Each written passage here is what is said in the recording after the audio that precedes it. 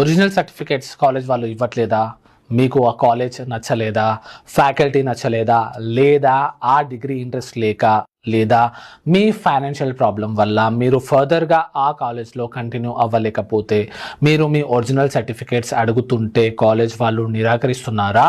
మొత్తం ఫీజు కడితేనే ఇస్తామంటున్నారా? అయితే ఇలా చేయండి.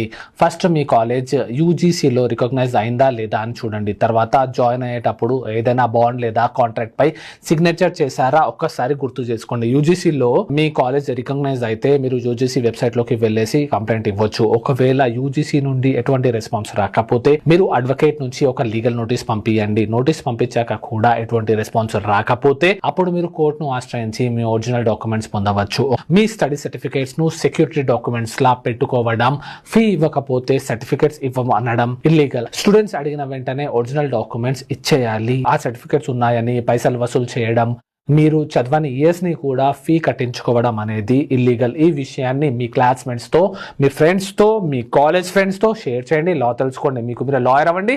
ఇలాంటి ఇంకా లీగల్ విషయాల కోసం మీ లీగల్ గురువును ఫాలో చేయండి. Thank you.